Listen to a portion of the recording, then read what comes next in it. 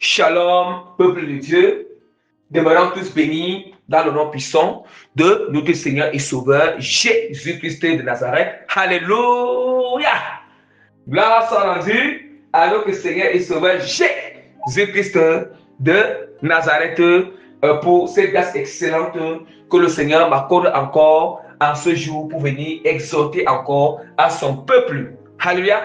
Donc, j'implore déjà notre Seigneur Jésus-Christ dans sa grande bonté et sa miséricorde vraiment de continuer à nous remplir davantage de son amour, de sa compassion, sa bonté, sa miséricorde, la fidélité, la simplicité, l'humilité, l'union, la compréhension, l'obéissance complète à la parole du Seigneur et sans toutefois oublier qu'il nous remplisse davantage de la sainte doctrine, la sanctification profonde de l'âme, l'esprit, le cœur et du corps, sans laquelle personne ne verra l'Éternel.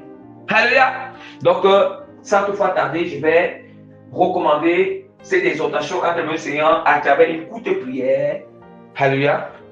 Père Tout-Puissant, je te glorifie en ce moment, Père. Je lève ma voix, Seigneur, ton son trône.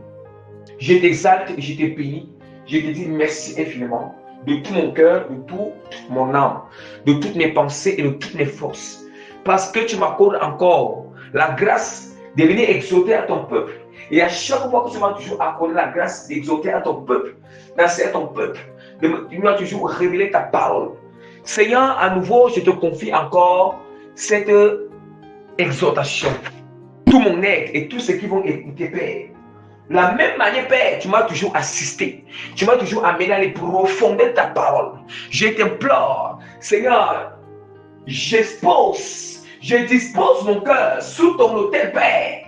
À ce moment, Seigneur, je dispose mon être, Père, dans ta présence qui est ton autel, afin que, Papa, tu m'amènes dans les profondeurs de ta parole. À ce moment, Seigneur, la révélation profonde, Père, sur ta parole, Papa, Seigneur, je t'implore aussi, Seigneur, afin de toucher les cœurs, de transformer les cœurs, de circoncire les cœurs à travers, Seigneur, cette exhortation, Père, et que la parole, Père, qui sortira de ma bouche, Père, la parole qui sera exhortée, Père, soit un marteau qui brise, Seigneur, les chaînes et les cœurs en pierre. Au nom puissant de notre Seigneur et Sauveur, Jésus-Christ de Nazareth, que toute la gloire revienne à notre Seigneur et Sauveur Jésus-Christ de Nazareth.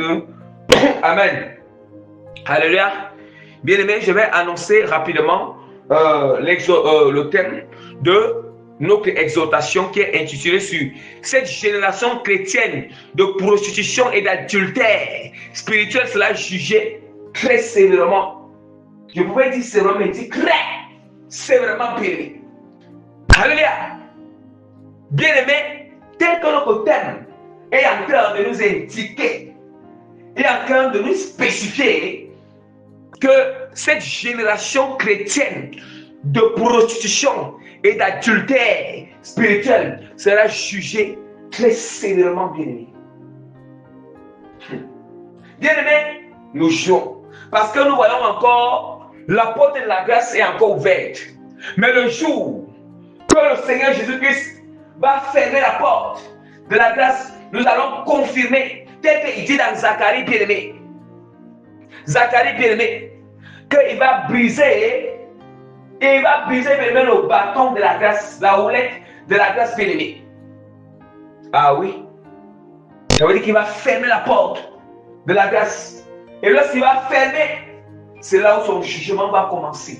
Et il a dit encore, dans les pics de pierre, le jugement commencera dans l'église. Ce n'est pas dans le monde que le jugement va commencer. Ce n'est pas chez les païens, ce n'est pas chez les athées, ce n'est pas chez eux que le jugement va commencer, mais ça va commencer dans l'église. Dans l'église fermée, il va d'abord rendre à chacun selon ses œuvres. Ah, bien aimé. Ah, bien aimé, avant même que le grand jugement du... Donc, avant bien aimé. Donc, le grand jugement du grand trône là, le grand trône blanc là, le jugement Le jugement va d'abord commencer dans l'église, ici sur terre. Bien-aimés, ne nous séduisons pas nous-mêmes. Ne nous trompons pas nous-mêmes. Et le jugement vient à base, bien-aimés, de nos œuvres, à base de nos actions, de nos comportements, de notre langage. Oui, de ce que nous faisons, plus même ce que nous faisons dans le secret.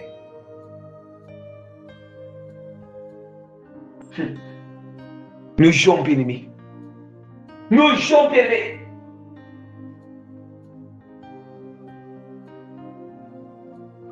L'église est devenue aujourd'hui une génération d'adultère et de prostitution spirituelle.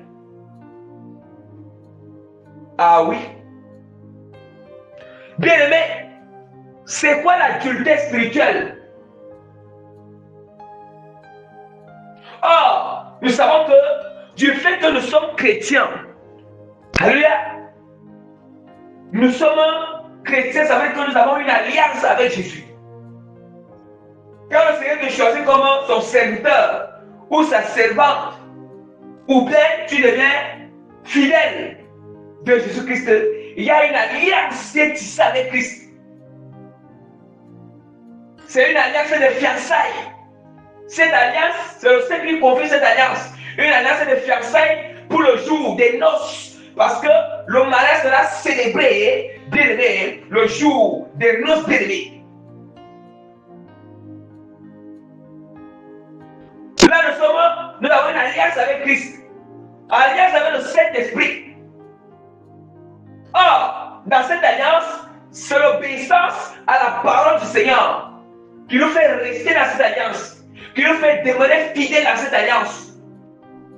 Avez-vous déjà vu, même les mariages sur terre, vous avez vu les mariages sur terre où il n'y a pas, ou même à la mairie là, il y a des institutions qu'on donne, il y a des institutions qu'on donne à la femme et des institutions qu'on donne à l'homme.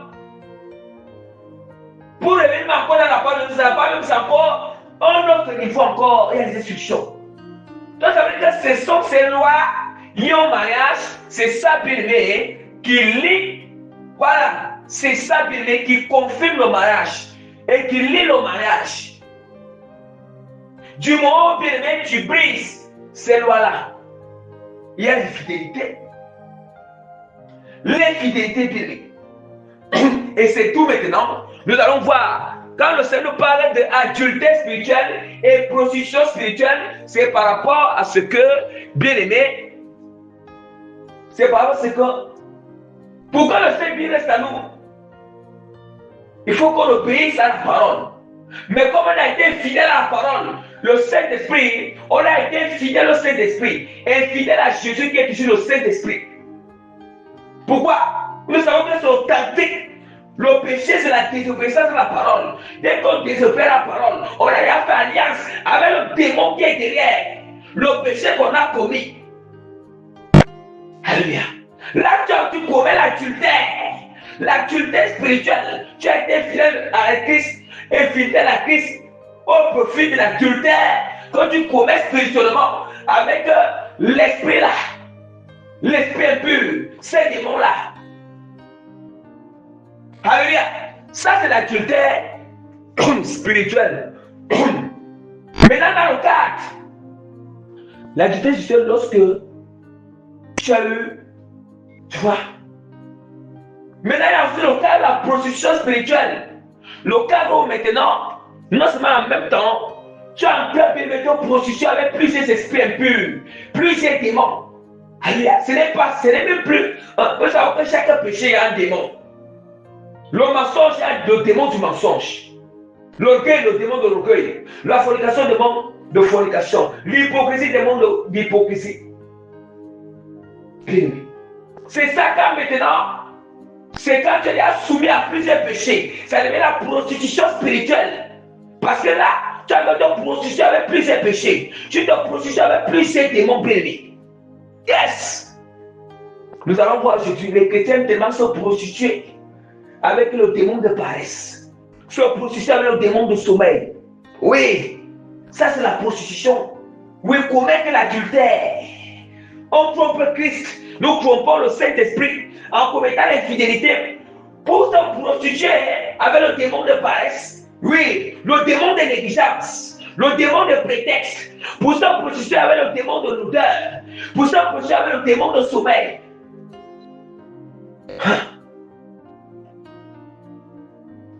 Ah oui, on commet l'adultère. L'adultère spirituel n'est pas seulement que tu allais faire un tapis. Non. Les instructions que tu nous donnes, on a que se prostituer. Ah oui, bien oui. On devient avec les esprits impurs. Mais là, il faut revenir en nous-mêmes pour se repentir. En soi-même bien aimé. Pour se repentir. Vous savez, pour que vous sachiez en nous prostituer, c'est parce que là, on a envie de se plaire. Ça veut dire que la chose, on aime la chose dans le cœur.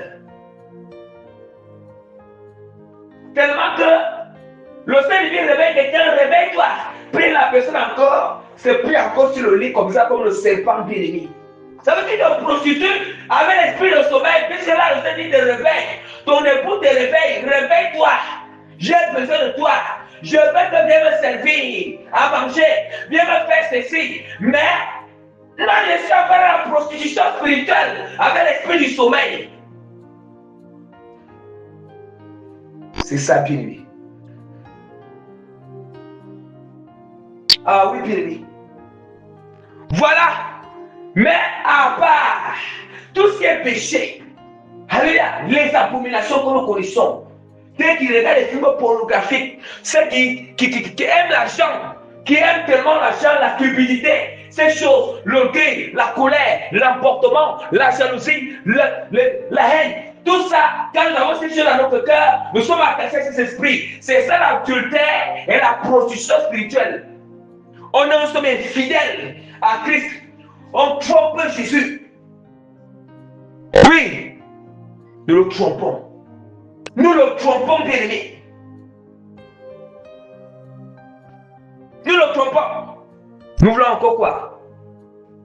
Nous voulons quoi, bien-aimé? Désobéissance est égale à l'adultère spirituel.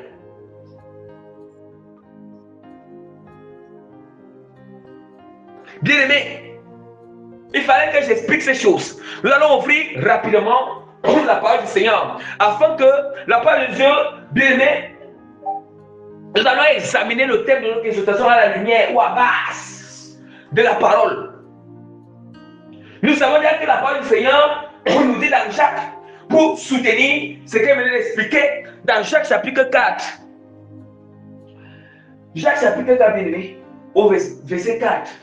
Que adultère que vous êtes, ne savez-vous pas que l'amour du monde est illimité contre Dieu? Or, le monde, c'est tout ce qui est dans le monde qui ne reçoit pas le Seigneur. L'orgueil, c'est dans le monde.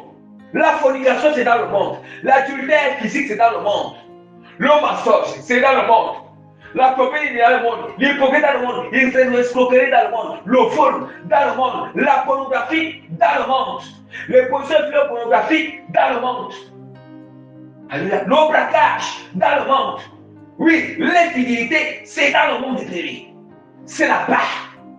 Les abominations, c'est là-bas dans le monde. Homosexualité, c'est là-bas dans le monde. Lesbianisme, c'est là-bas dans le monde. Ah oui. Les vanités, c'est là-bas. C'est là-bas, bien-aimé.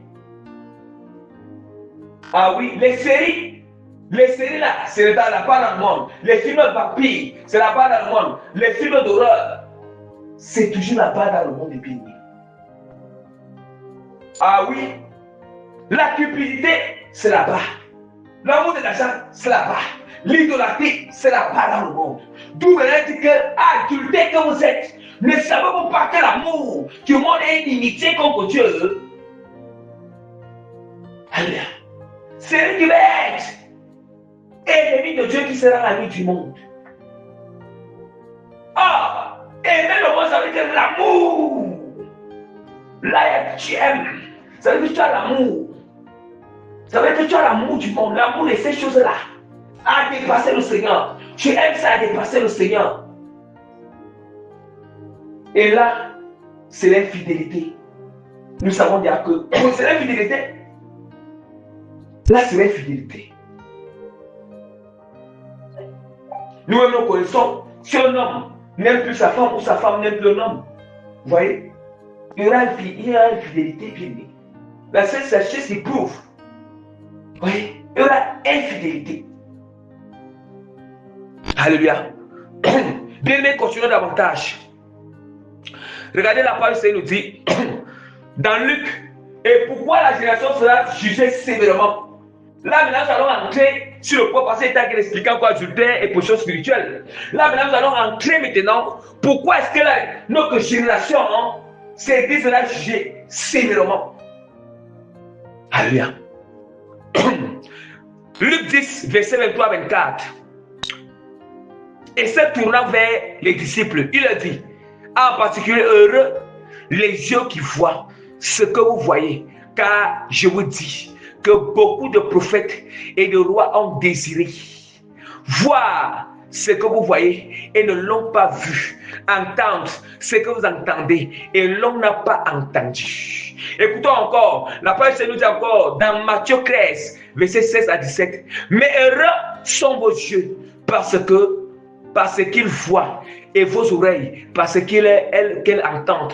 Je vous le dis en vérité, beaucoup de prophètes et de juges, beaucoup de prophètes, de justes ont désiré voir ce que vous voyez et ne l'ont pas vu, entendre ce que vous entendez et ne l'ont pas entendu. Est-ce qu'on entend? Nous sommes la génération de l'air. Depuis que Jésus-Christ est venu bien-aimé, accomplir l'aide de la grâce, accomplir la nouvelle alliance, accomplir autant pour moi, accomplir l'ancienne alliance, l'ancien testament, à l'aide de la grâce de Dieu accompli et nous a apporté une nouvelle ère que nous sommes. Depuis le jour-là jusqu'à maintenant, nous sommes jusqu'à maintenant bien-aimés. Nous avons tellement reçu une grâce, une grâce que ceux qui ont vécu les quatre premiers millénaires, ils n'ont pas reçu une grâce que nous avons reçue. Jamais. Ils n'ont pas reçu cette grâce. Je vous dis là, c'est la vérité. Même Jésus qui nous dit que il nous parle, il nous dit que Jean-Baptiste, il dit que depuis, il nous dit que Jean-Baptiste, il a comparé Jean-Baptiste à tous les prophètes de l'Ancien Testament, tous les prophètes depuis le premier millénaire jusqu'au quatrième millénaire. Parce que jusqu'au quatrième millénaire, ça veut dire que 4000 années, 4000 années qui sont passées. Il dit que Jean-Baptiste, aucun prophète bien-aimé qui est né des femmes, n'a pas été comme Jean-Baptiste. Mais il nous dit que le plus petit homme de cieux est plus grand que Jean-Baptiste est bien-aimé. Ça veut dire quoi? Ça veut dire que nous qui sommes à l'aide de la grâce, il nous fait comprendre que nous avons reçu une grâce encore plus excellente que tous les prophètes de l'Ancien Testament, tous les patriarches de l'Ancien Testament. Pourquoi? Parce que la connaissance a augmenté à l'aide de la grâce. Parce que nous sommes arrivés à l'heure, Jésus-Christ lui-même, c'est comme si lui-même est venu, le Seigneur lui-même est descendu. Vous voyez? En fait, il est descendu bien-aimé, à venir enseigner à l'humanité. Et il est encore présent au milieu de nous. Ça veut dire que tout le monde a accès à avoir le Saint-Esprit, ceux qui sont disposés. Or, à l'ère, nous allons voir que à l'ère de l'Ancien Testament, ce n'est pas tout le monde qui avait le Saint-Esprit, c'était que les prophètes, les rois, les prophètes, les rois et les sacrificateurs. Or, à l'ère de la grâce, tout le monde a accès à recevoir le Saint-Esprit. S'il accepte Christ comme Seigneur Sauveur, il se répand de ses péchés, il se purifie. dans le sang de Christ. Il obéit sa parole et puis il reçoit le Saint-Esprit aussi. Vous voyez? Or, on sera jugé sévèrement parce que nous avons la grâce. Le Seigneur nous amène à obéir. Nous avons une grâce à laquelle le Seigneur a le pouvoir, la capacité. La capacité nous amène à obéir à la parole, à obéir à la connaissance que nous recevons. Il multiplie la connaissance sur la terre. Voilà pourquoi il dit que heureux, il dit à notre génération, à l'air, il parle de l'air, tous ceux qui sont à l'air de la grâce. Mais heureux sont vos yeux parce qu'ils voient et vos oreilles parce qu'ils entendent. Je vous le dis en vérité, beaucoup de prophètes et de justes ont désiré voir ce que vous voyez et ne l'ont pas vu. Entendre ce que vous entendez et ne l'ont pas entendu. Ils n'ont pas entendu quoi? Cette connaissance. Eux ont désiré écouter même, recevoir la connaissance avant en ce jour. Mais ils n'ont pas reçu. Ils ont reçu la connaissance, mais cette connaissance n'était pas encore tellement multipliée. Même à l'aide de l'Ancien Testament, ça ne joue même pas.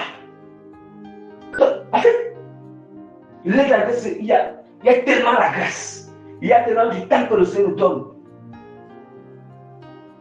Quand nous sommes vraiment la génération de l'aide de la grâce, c'est une génération vraiment nous devons bénir Dieu. Dieu, c'est une grâce.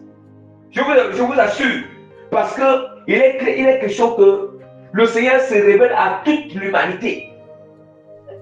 Dieu, il se révèle, il fait miséricorde à toute l'humanité à travers Jésus-Christ de Nazareth.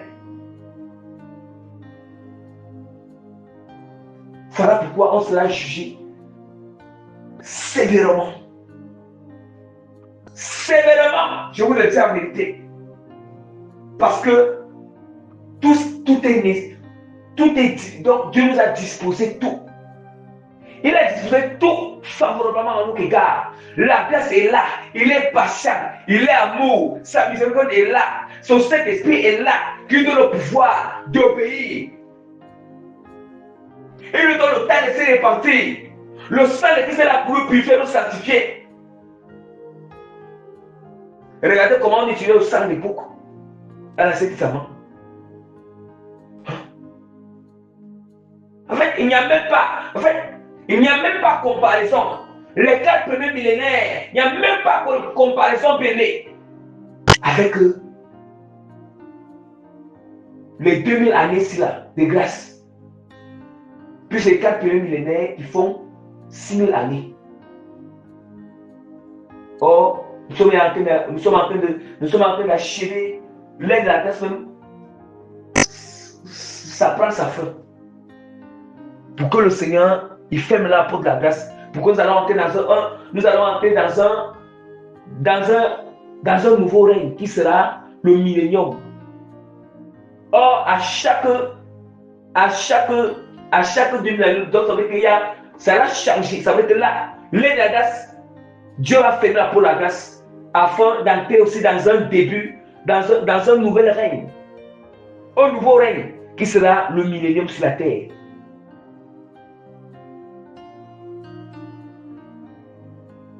Mais avant cela, il va d'abord fermer la porte de la grâce.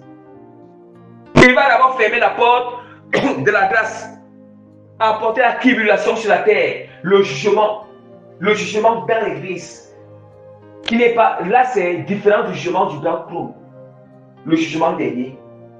C'est différent du jugement dernier. Il y a d'abord le jugement qui se passe d'abord dans l'église sur la terre et aussi dans les nations aussi.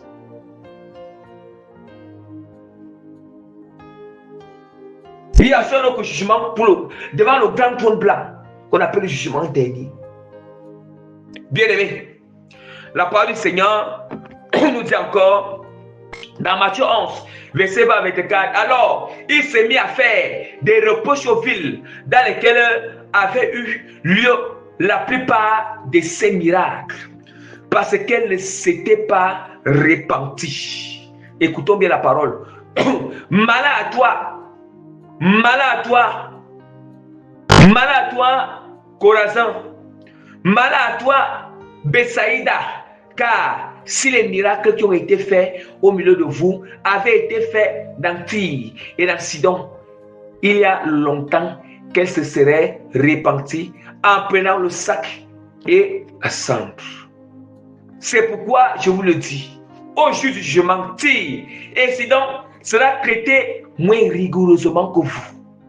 Et toi, Capernaum, seras-tu élevé jusqu'au ciel? Non. Capernaum sera élevé jusqu'au ciel? Non. Tu seras abaissé jusqu'au séjour des morts. Car si les miracles qui ont été faits au milieu de toi avaient été faits dans Sodome, elles subsisteraient encore aujourd'hui. C'est pourquoi je vous le dis, au jour du jugement, le pays de Sodome sera traité moins rigoureusement que vous. Est-ce que nous écoutons la parole? Parce que Sodome et Gomorrhe, et puis aussi Tyr, et Tyr, bien aimé, Tyr, c'était à l'ère de l'Ancien Testament, de l'Ancienne Alliance, dans les 4 premiers millénaires qui sont passés. Ça veut dire, ça signifie quoi? Ça signifie que c'est les miracles que Jésus avait eu à faire dans ces villes, ou les miracles, la grâce que nous avons, le Seigneur fait tellement cette ère, si c'était bien aimé. À l'époque, Dieu ne peut pas dire la chose pour rien. C'est lui qui connaît les choses. Ça veut dire que c'est cette grâce qui était là présente. Jésus-Christ est cette grâce qui était là présente. Que Jésus-Christ, la grâce qu'il nous faut aujourd'hui, les miracles qu'il manifeste aujourd'hui. Si à l'époque, il se présentait dans Sodome et Gomorrhe, il se présentait bien dans Tyr et Sidon, il devait se repentir. On dit qu'il devait subsister. C'est lui qui dit qu'il devait se repentir. Est-ce qu'il va dire le mensonge? Donc c'est pour comprendre que les cas millénaires, pour comprendre vraiment que ils avaient un peu un manquement. Il y avait un manque de connaissance du Seigneur. Regardons très bien. Quand on commence Genèse, quand nous commençons Genèse, regardons très bien comment, voilà, quand nous allons faire dans Genèse, Dieu avait permis que ces temps, ils agissent d'une manière. En fait, il avait permis que ils ont certaines pratiques que c'est interdit de la grâce. Nous allons voir comment, dans Genèse, nous allons voir comment il y avait les gens de proche parenté se mariaient. Ils se mariaient à l'aide de la. Surtout là même là, en ce moment, on appelle ça c'est le premier millénaire. Le premier millénaire qui commence et le deuxième millénaire. Quand nous parcourons Genèse, nous allons voir que dans Genèse, oui, il y avait les cousines et les cousins et cousines qui se mariaient.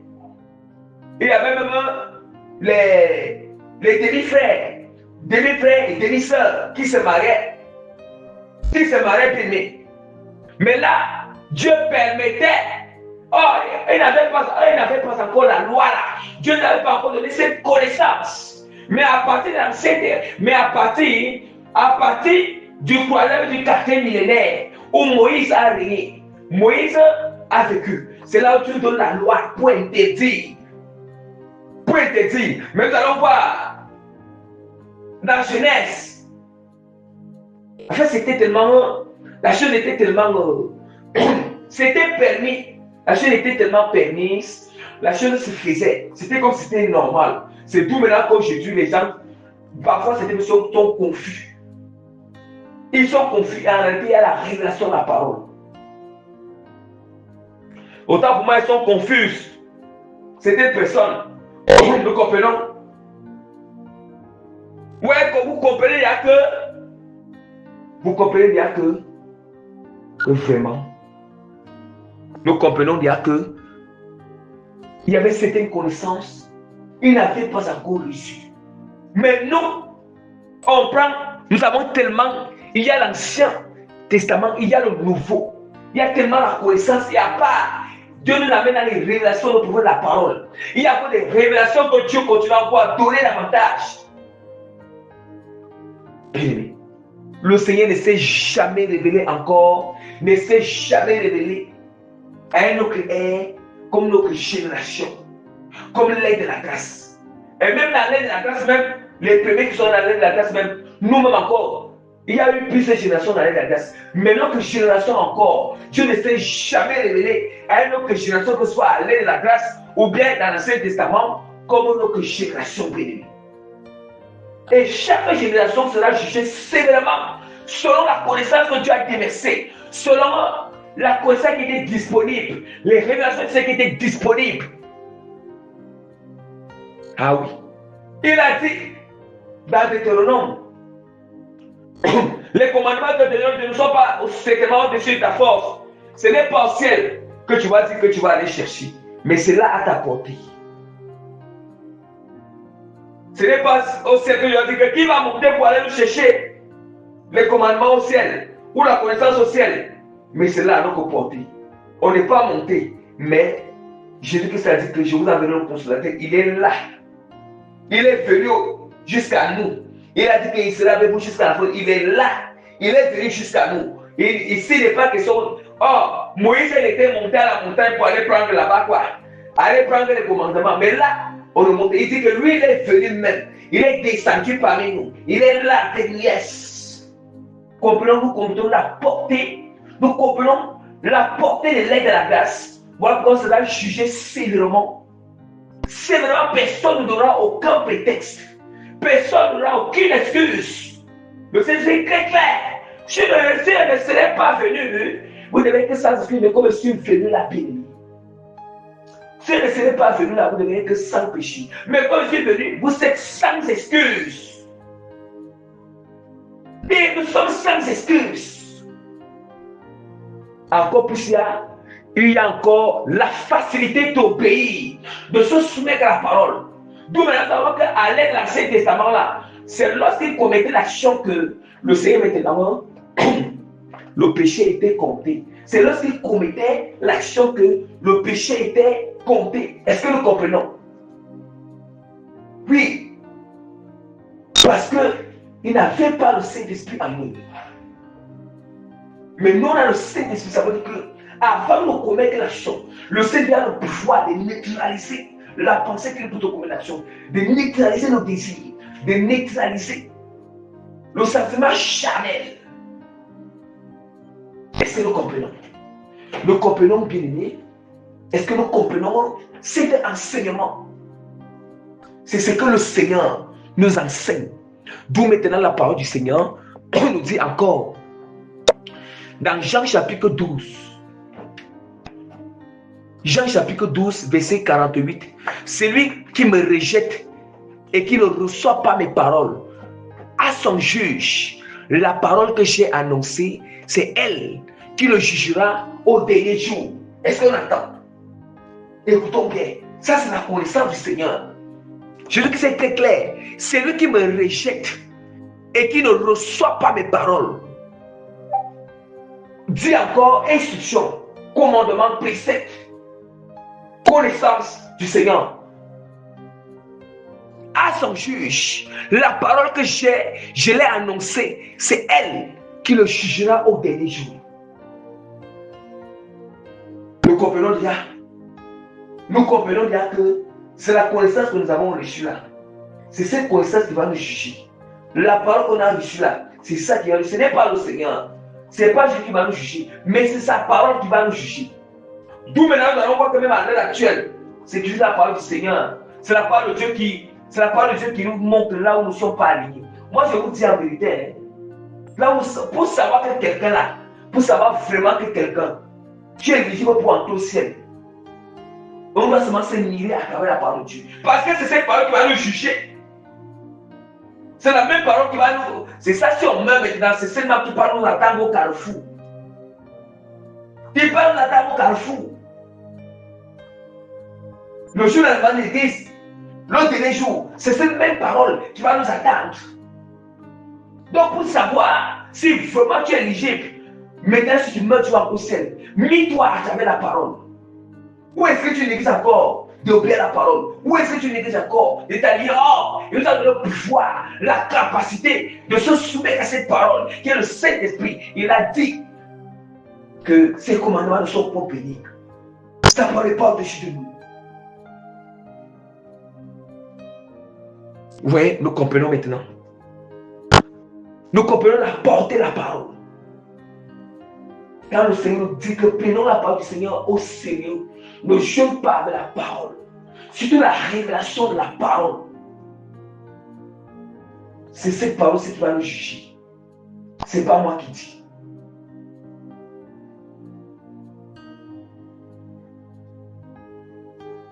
C'est tout maintenant, j'engage toujours tout le monde à la prudence. À la prudence. De toujours prendre le temps d'examiner la connaissance pour savoir est-ce que ça vient du Seigneur.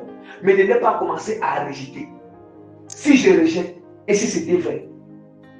Bien aimé. Et c'était vrai. Donc, comme j'ai rejeté, c'est ça qui sera mon juge au dernier jour. Si je meurs, c'est ce que je ne veux pas. Parce que quand je rejette, c'est parce que je ne veux pas m'aligner. C'est parce que je ne suis pas d'accord. Mais si c'était vrai, et puis j'ai rejeté, ça veut dire que là, je vais demeurer dans un péché. Je demeure dans le péché éternellement. Et si je meurs, c'est ce péché qui m'amène à l'enfer. Parce que Dieu a disposé ses connaissances devant moi. A disposé la révélation de cette parole devant moi. Cette intuition devant moi.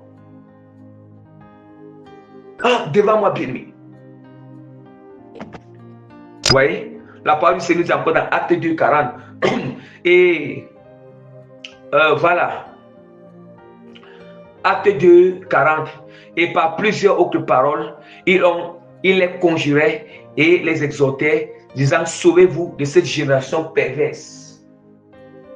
De cette génération perverse. Nous comprenons que la génération de l'aide de la grâce, la parole c'est que comme le péché tellement abonde, le péché abonde tellement à l'aide de la grâce que la grâce aussi surabonde des bien-aimés. Comme le péché abonde à l'aide de la grâce surabonde. Ah oui. Dieu savait, le Seigneur savait que, il savait que bien-aimé, le troisième groupe des 2000 années, qu'il avait comblé pour faire 6000 années là, Dieu savait que le péché va abonder. Il savait que les démons vont se déchirer davantage sur la terre. Voilà pourquoi il a préparé que les 2000 années là sera l'aide de la grâce. Il a préparé que tout le monde aura accès au Saint-Esprit, le pouvoir, l'autorité du Saint-Esprit. Parce que personne ne pouvait même pas.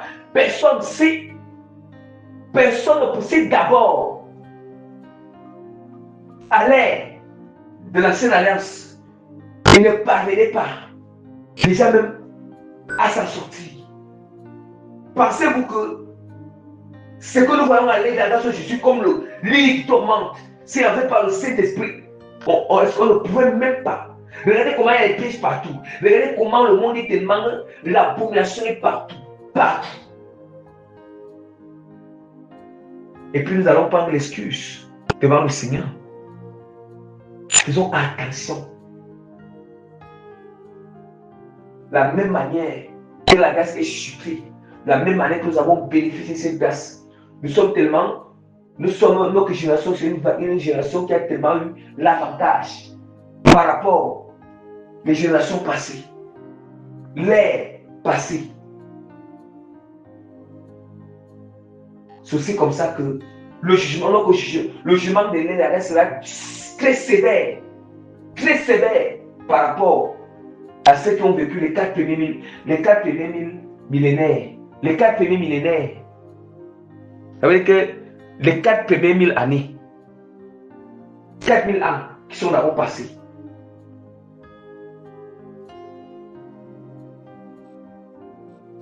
Donc vraiment, le Seigneur, il faut que nous comprenions ces choses. Attention, ne jouons pas. Ne jouons pas. Que la grâce ne nous endorme pas. Ne prends pas la grâce comme quelque chose qui va nous endormir. Non. La grâce est très tranchante. Ne jouons pas. En fait, c'est comme si la grâce semble comme si Parce qu'on voit qu'il y a du temps que Dieu nous donne. Le Seigneur ne frappe pas directement. Le Seigneur, il donne tout le temps. On fait comme on veut. On se dit que non. On a le libertinage. En oubliant que même cette grâce-là, c'est une autre facette. La grâce, c'est une autre facette. La grâce a deux faces. La première face, c'est la face de bonté. La face d'amour, la face de patience. Mais patience pour qu'on se répande. La face de supporter. Ah oui, c'est la première face. Mais la deuxième face, et c'est aussi la face de l'agneau.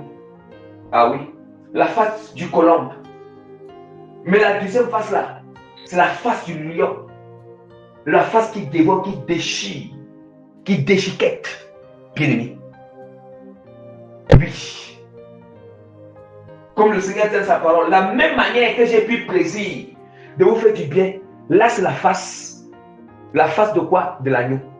Je prends aussi plaisir de vous détruire. De vous détruire. Là maintenant, c'est la face du jugement de la grâce. En fait, c'est la face du jugement. La face du lion. Ah oui. Bien aimé.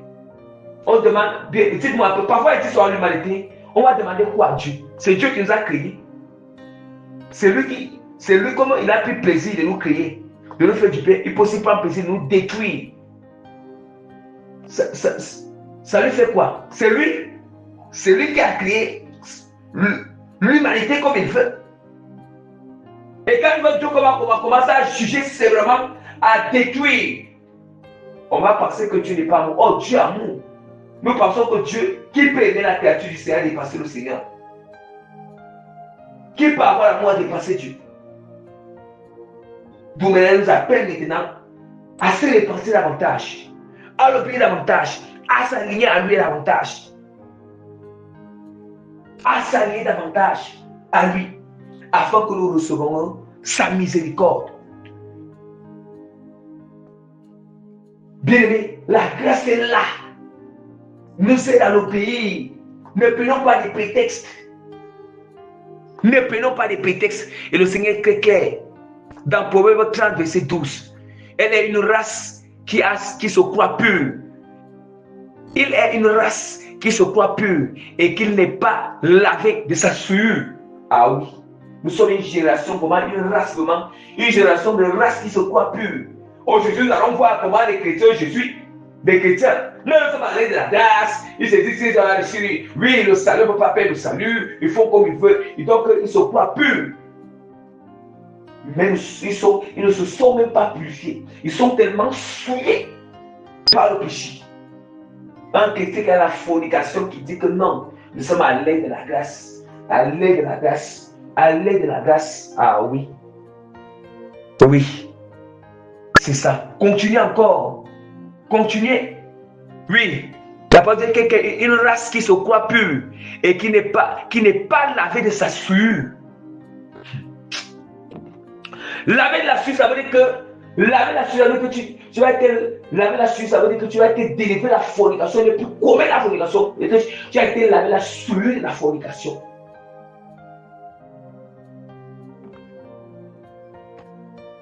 Nous allons terminer avec Jérémie, chapitre 5, verset 7 à 9. Pourquoi te pardonnerai-je? Tes enfants m'ont abandonné et ils jurent par les dieux qui n'existent pas. J'ai reçu leur serment et ils se livrent à l'adultère. Ils sont en foule dans les maisons de prostituées. Voyez? Pourquoi te pardonnerai-je? Dieu ne peut pas pardonner un péché où quelqu'un ne veut pas se répartir. Quelqu'un ne veut pas revenir à lui. Quelqu'un ne veut pas reconnaître. Il ne pardonne pas ce genre de péché. Dieu ne pardonne que le péché quand on se répare. Quand on reconnaît.